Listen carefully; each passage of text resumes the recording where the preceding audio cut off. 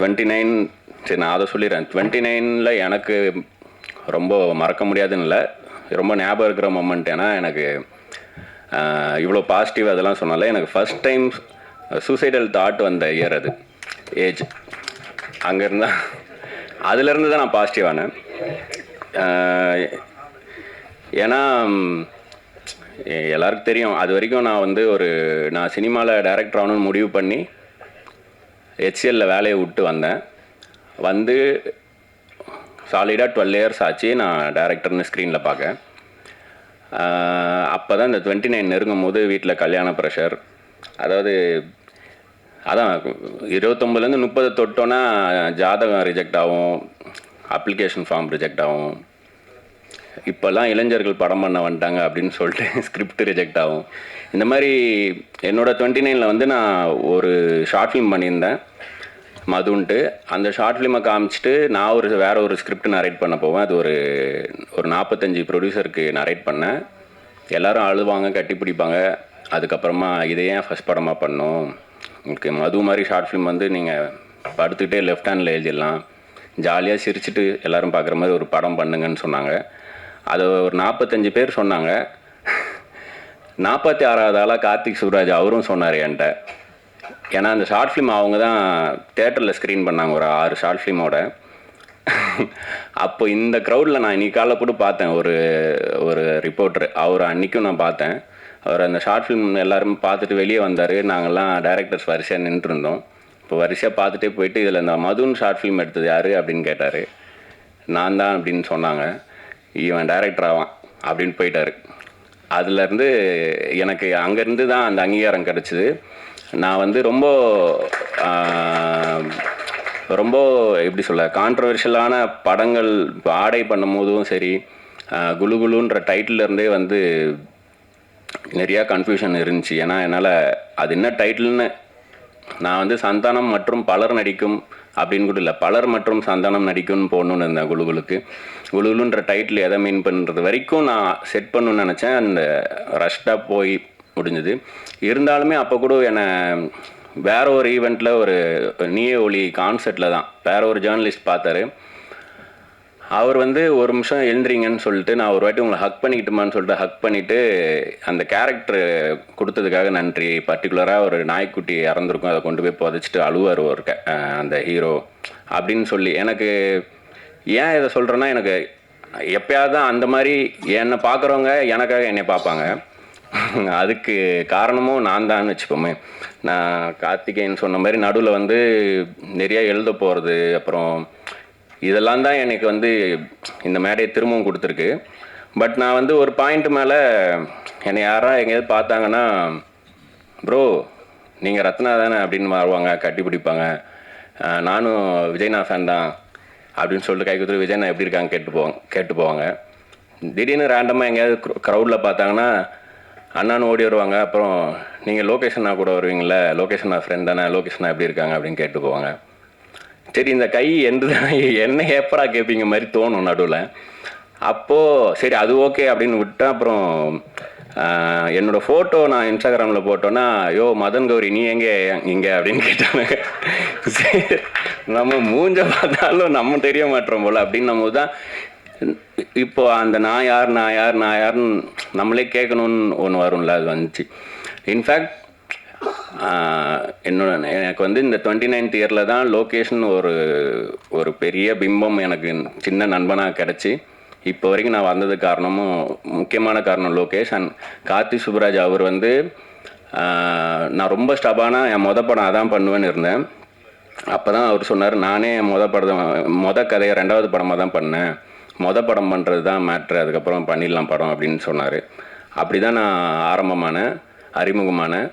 So மது மேதமாக நான் காரணமாக இருந்த ப்ரொடக்ஷன் ஹவுஸ் இந்த ஸ்டோன் பெஞ்ச். அவங்களோட 17வது படம் இல்லை, இது 17வது படம். எனக்கு இது 4வது படம். நடுவில் அங்கேயும் எல்லாம் அவங்களும் ஒரு சுற்றி நாங்களும் ஒரு சுற்றி திரும்பவும் கோட்டை அழிச்சிட்டு ஃபஸ்ட்லேருந்து ஆரம்பிக்கணும்னு ஆரம்பித்த படம். ஏன் 29 யோசிக்கும் போது எனக்கு அதான் தோணுச்சு. ஏன்னா நான் சொன்னல, எனக்கு அந்த மாதிரி ஒரு கெட்ட தாட்டே வந்துச்சு, நெகட்டிவாக இருந்தன்ட்டு. அப்போ வந்து இங்கே இப்போ எடிட்டர் பேசினார்ல, அவரோட எடிட்டிங் ஸ்டுடியோவில் இருக்கும்போது அவர் தான் வந்து பீஸ் ஆஃப் மைண்டு உங்களுக்கு வேணும்னா ஏதாவது உள் தேட முடியலன்னா வெளியே தேடுங்க, மாலை போடுறீங்களா, நான் அந்த மாதிரி மலைக்கு போவேன் அப்படின்னு சொன்னார். தான் இந்த இந்த ஸ்பிரிச்சுவல் சைடும் எனக்கு வந்தது. இது என்னோடய 10வது வருஷம். நான் அந்த மலைக்கு போகும்போது எனக்கு கடவுள் இருக்கார் இல்லை, நான் என்னை பொறுத்த வரைக்கும் உடம்பு தான் கடவுள், மனசு தான் தெய்வம், அப்படி தான் நான் நினச்சிப்பேன். அதை நம்ம உள்ளே சரியாக பார்த்துக்க முடியலன்னா வெளியே தேடிப்போம், அவ்வளோதான். ஸோ நான் அப்படி மலைக்கு போகும்போது, பெரிய பாதையில் போகும்போது கொஞ்சம் தூரம் ஏறும் போது முட்டி வலிக்க ஆரம்பிக்குது. இப்போ ஏறிட்டே இருக்குமே, கொஞ்ச நேரம் இறங்குற மாதிரி இருந்தால் நல்லா இருக்குமே அப்படின்னு நினைக்கும் போது இறக்கம் வந்துச்சு. இறங்கிட்டே இருக்கும்போது பிரேக் போட்டு இறங்கி விரல்லாம் வலிக்க ஆரம்பிச்சிச்சு. என்னடா அது இறங்கவும் இவ்வளோ கஷ்டமாக இருக்குது, கொஞ்ச நேரம் சமமாக வந்தால் பரவாயில்லன்னு நினச்சா சமமாக ஒரு டெரென் வந்துச்சு. ஆனால் மொட்டை வெயில், கல் முள்ளெல்லாம் குத்துது. சமமாக நடந்து போகும்போதும் விரலெல்லாம் மடக்கிட்டு இப்படி தான் நடந்து போகிற மாதிரி நடந்து போனோம். ஏறவும் கஷ்டமாக இருக்குது, இறங்கவும் கஷ்டமாக இருக்குது, சமமாக போகவும் கஷ்டமாக இருக்கும்போது தான் எனக்கு அந்த மழை கற்று தந்துச்சு. இப்படியே இருந்தால் எப்படி இருந்தாலும் கஷ்டம், கொஞ்சம் நேரம் ஏறணும், கொஞ்சம் நேரம் இறங்கணும், கொஞ்சம் நேரம் சமமாக போகணும் அப்படின்றதே எனக்கு அந்த ஒரு ஜேர்னி தான் கற்றுக் கொடுத்தது. ஸோ அதை யாருமே எனக்கு அங்கே போகும்போது அதுதான் யூனிவர்ஸ்ன்னு சிம்பிளாக முடிச்சிடுறாங்க, நம்ம மேனிஃபெஸ்ட் பண்ணுறது நடக்கும்ன்ட்டு. ஸோ இந்த படம் ஆரம்பிக்கும் போது நான் அப்படி தான் எடிட்டர் சதீஷை கூப்பிட்டேன். நான் ஒரு லோவாக இருந்த டைமில் அவர் எனக்கு ஒரு ஓப்பன் பண்ணி விட்ட மாதிரி, இப்போது அவரும் ஸ்ட்ரகிள் பண்ணிகிட்டு இருக்கும்போது நான் அந்த மாதிரி தான் இந்த டீமில் எல்லாருக்கும் அந்த மாதிரி பின்னாடி ஒரு கதை இருக்குது. ஷான் ரோல்டன் வந்து லவர் படம் அப்போது, அதுக்கு முன்னாடி எனக்கு அவருக்கும் அறிமுகம் கிடையாது. அவர்கிட்ட எப்படி என் நம்பர் இருந்து கூட தெரியாது. ஒரு நம்பரில் எனக்கு கால் பண்ணார், இந்த மாதிரி லவரோட ப்ரிவியூக்கு கூப்பிட்றோம், மணிகண்டன் நடித்த படம், தலைவா அப்படி தான் பேசுவார். தலைவா நம்மளை மாதிரி தலைவா மணி, நம்மெல்லாம் சேர்ந்து அவருக்கு ஒன்று பண்ணோம், விடக்கூடாது, இந்த மாதிரி டேலண்ட்ஸ் தான் வரணும், நீங்கள் அவசியம் வரணும், படத்தை பற்றி பேசணும் அப்படிலாம் சொன்னார். ஒருத்தர் வந்து இதை அப்படியே பாஸ் பண்ணிட்டு மாதேஷ்கிட்ட வரேன். மாதேஷ் ஃபஸ்ட் படத்துக்கு நான் கூப்பிட்டு வரும்போது விதுன்னு ஒருத்தரை ஸ்டோன் பெஞ்சில் சொன்னாங்க. விது ஐனா இப்போ மாவீரன் அவர் தான் பண்ணார், நிறைய படம் பண்ணியிருக்காரு. எல்கேஜி, மேதமான் ஃபஸ்ட் படம் அவருக்கும்.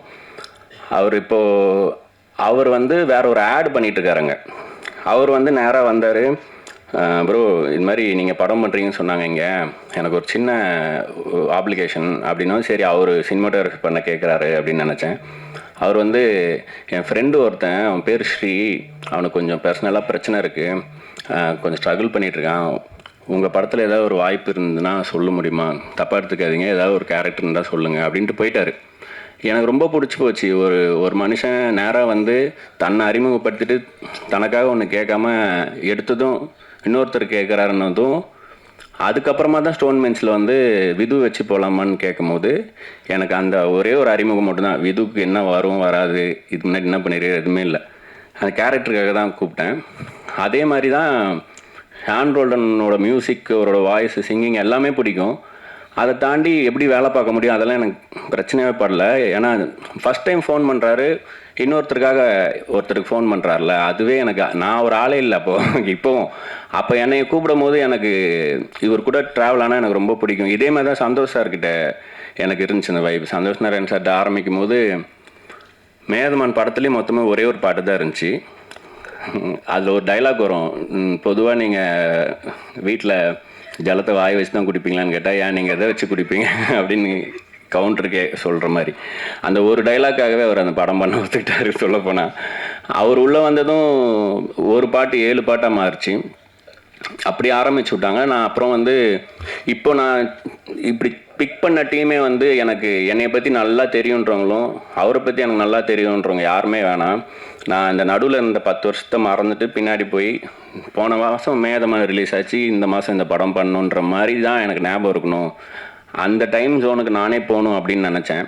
அதனால தான் இந்த படம். அண்ட் மேதமான் வந்து ஒரு ராம்காம்னா அதில் காம் கேப்ஸில் இருக்குன்னா, இது ஒரு ராம்காம்னா இதில் ஒரு ராம் கேப்ஸில் இருக்கும், அந்த மாதிரி ஒரு படம். இதில் வந்து எனக்கு லோகேஷ் வந்து ஜி ஸ்குவாடில் இந்த படம் நான் வேற ஒரு படம் பண்ண வேண்டியது, அப்புறம் அதில் சேஞ்சஸ் நிறையா நடந்துகிட்டே இருக்கும்போது எனக்கு உடன்பாடு இல்லை, என் மனசு அங்கே இல்லை. அப்போ தான் ஸ்டோன் பெஞ்ச்னு சொன்னாங்க, கார்த்திகேயன் சொன்னார், நீங்கள் என்றைக்கு பண்ணாலும் சரியா இந்த ஸ்கிரிப்ட் இங்கே தான் பண்ணுன்னு சொன்னும் போது பேசாமல் அதான் அடுத்த படமாக பண்ணலான்னு தோணுதுறான்னு சொன்னேன். உனக்கு ஹார்ட் என்ன சொல்லுது அதை பண்ணுறா அப்படின்னு சொன்னான். அதுக்கப்புறம் இப்போ வரைக்கும் அவன் வந்து இன்னும் கதைன்னு தெரியாது அவனுக்கு. இப்போ தான் டைட்டில் தெரியும்னு நினைக்கிறேன். மனுஷன் தூரத்தில் இருந்து இப்போ ஒரு ஹீரோ நடிச்சிட்டு இருக்காரு, குற்றாலத்தில் இருக்காரு. ஸோ அங்கேருந்து அட்லீஸ்ட் ஒரு லெட்டராக விஷ் பண்ணி எழுதி கொடுத்துடலாம், அது கூட பண்ணல.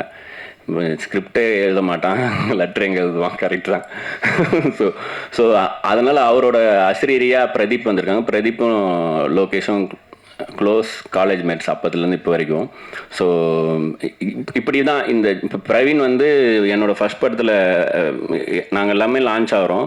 இப்போ இருக்கிற எல்லா ஜாம்பவான்கள் படமும் பண்ணிகிட்ருக்கான். ஸோ அவன் டேட்டா பேஸில் எடுத்து 29வது படமாக இந்த படம் வருது அப்படின்னு ரொம்ப குஷியாக பேசிகிட்டு இருந்தான். எனக்கு சம்பளமே தலைனாலும் பரவாயில்ல, ஐ ஆம் இன் திஸ் ஃபில்ம் அப்படின்னு சொல்லிட்டு இப்போ வரைக்கும் அக்ரிமெண்ட் போடாமல் சுற்றிட்டுருக்கான். ஸோ அது மாதிரி பிரவீன். ஸோ மாதேஷ் அதே மாதிரி தான். மாதேஷ் வந்து 60 வயசில் கூட படுத்து படுக்கையாக இருக்கும்போது கூட இப்படி தான் பேசுவார். அந்த மாதிரி ஒரு வைப்பு, எனர்ஜி. மனுஷன் எப்போவுமே சாப்பாடு தான் முக்கியம்னு இருக்கிற ஆள். சரியான வேலைக்காரரு. என்ன சொல்ல, நான் வந்து என்ன சொன்னாலும் சரி பண்ணிடலாம், ஓகே ரெடி நெக்ஸ்ட்டுன்னு போயிடுவார். போட்டு ரொம்ப ஆக்சுவலாக ஒரு 35 நாள் 40 நாளில் எடுத்தோம் அந்த படம். நான் சொல்ல போனால் என் ஸ்பீடுக்கு எல்லாரையும் ஓட வச்சேன். என் ஆயிலில் ஒரு 40 நாள் ஆளுக்கு பிரித்து தந்துடலான்ற அளவுக்கு நான் இந்த படத்தில் வேலை பார்த்தேன். எனக்கு அவ்வளோ சந்தோஷம் இந்த படம். அண்ட் பிரீத்தி அஸ்ரானி வந்து நான் ஃபஸ்ட்டு அவங்களாம் கதை சொன்னேன். அவங்க வந்து எனக்கு ரொம்ப பிடிச்சிருக்கு சார், ஆனால் எனக்கு ஒத்துக்க முடியல சில சீன்ஸ் பண்ணுறது மட்டும் அப்படின்னு சொன்னாங்க. நான் நேரில் போய் கன்வின்ஸ் பண்ண பார்த்தா அவங்க வந்து எல்லாத்தையும் கேட்டுட்டு திரும்ப அதே தான் சொன்னாங்க. அதுக்கப்புறம் சரி கரெக்டு, ஒரு பொண்ணு அவங்களால கனெக்ட் பண்ணிக்க முடியல, இல்லை அதை உறுத்துது அப்படின்னா அதை நம்ம ஏன் புஷ் பண்ணோம் அப்படின்னு சொல்லிட்டு அவங்க எனக்கு ஒரு நோ சொன்னனால நான் ஒரு விஷயம் அந்த ஸ்கிரிப்டில் ஆட் பண்ணேன். அது இன்றைக்கி இந்த ஸ்கிரிப்டே இன்னமும் வேறு மாதிரி மாற்றிருக்கு. அது அந்த வகையில் ரொம்ப தேங்க்ஸ் பிரீத்தி நோ சொன்னதுக்கு. அண்ட் விது வந்து ஒரு வளர்ந்த குழந்தை.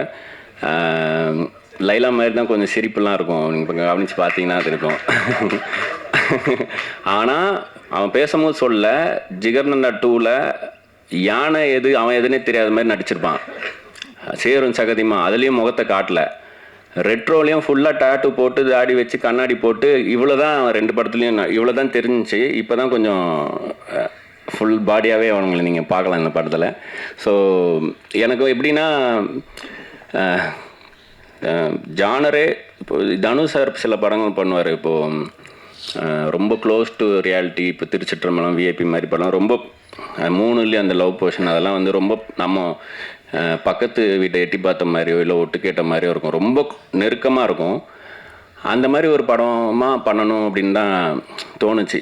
அதாவது அதை அப்சர்வேஷனில் தான் நம்ம டெய்லி பார்க்கக்கூடிய விஷயந்தான். நம்ம அந்த பாயிண்ட் ஆஃப் வியூவில் பார்த்துருக்க மாட்டோம். அந்த மாதிரி கனெக்ட் ஆகிற ஒரு படமாக தான் பண்ணணும்னு நினச்சேன். ஸோ அதனால் சொல்கிறேன், இந்த ஜானரே தனுஷ்னு இருந்தால் எப்படி இருக்கும், அந்த மாதிரி ஒரு படமாக தான் இருக்கும். ரொம்ப ஏர்லி படத்தை பற்றி நிறையா பேசுகிறதுக்கு. சரி இவ்வளோ கேமரா மைக் இருக்கேன்னு தான் கூட கொஞ்சம் நேரம் பேசிட்டேன். சரி மாஸ்டர் ரொம்ப தேங்க்ஸ். நீங்கள் எனக்கு அடியே எஸ்மது வந்து 12 மணி நேரத்தில் பண்ணி கொடுத்தாரு. மத்தியானம் 12 மணிக்கு வந்து நைட்டு 12 மணி 2 மணி நேரம்லாம் போக நான் முடிச்சிடலாம் அப்படின்னாரு. அட்டகாசமாக பண்ணார். அதேமாதிரி இந்த படத்துலையும் ஸ்டெப்பு அது விது ஆடும்போது தான் அது நல்லாயிருக்கும். நம்ம யாருமே அதை ரீல்ஸ் கூட பண்ண முடியாது, அந்த மாதிரி விது ஆடிருக்காரு. அந்த மாதிரி நான் ஆட வச்சுருக்காரு. அண்ட் பிரீத்தி வந்து சம்டேஸ் இப்போ 24 ஹவர்ஸ்லாம் கண்டினியூவாக ஷூட் பண்ணியிருக்கோம்.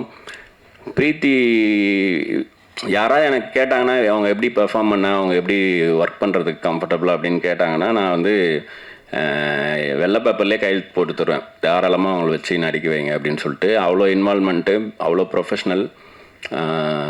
நாங்கள்லாம் ஒரு ஸ்பீடில் போவோம். எப்படின்னா எல்லாருக்குமே சென்ஸ் இருக்கும். படம் பண்ண ஒரு இத்தனை பேரை கன்வின்ஸ் பண்ணி நம்ம ஃப்ளோருக்கு போகிறோன்னா அறிவு இல்லாமல் யாருனாலையும் போயிட முடியாது. பட் அங்கே ஒரு ஸ்பீடில் வேலை பார்ப்போம். அந்த ஸ்பீடில் அந்த அறிவு வேலை பார்க்கணும். அங்கே தான் முன்ன பின்ன ஆகும்.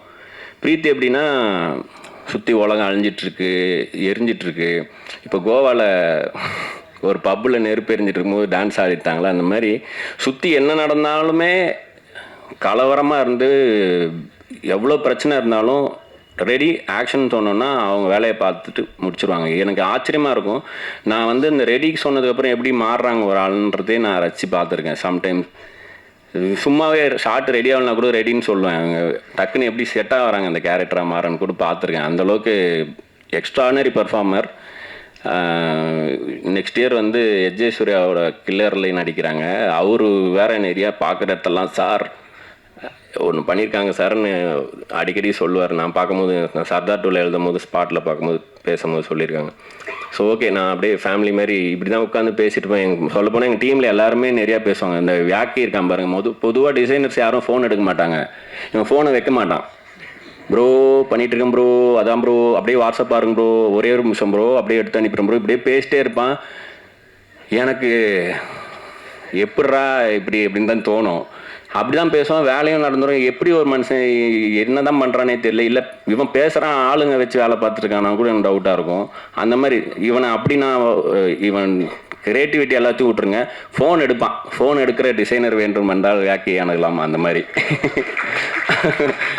அதே மாதிரி எனக்கு மியூசிக் டைரக்டராக ஷான் அவர்கிட்ட போய் பேசணுன்னா நாங்கள் வந்து ஸ்பிரிச்சுவாலிட்டி, ஃபிலாசபி பேசி, அரசியல் பேசி, ஏன்னா அவர் வந்து ராஜமுருகன் சார் படம், இந்த பக்கம் ஞானவேல் சார் படம், அந்த மாதிரி டீம்லேயும் ஒர்க் பண்ணியிருக்காரு.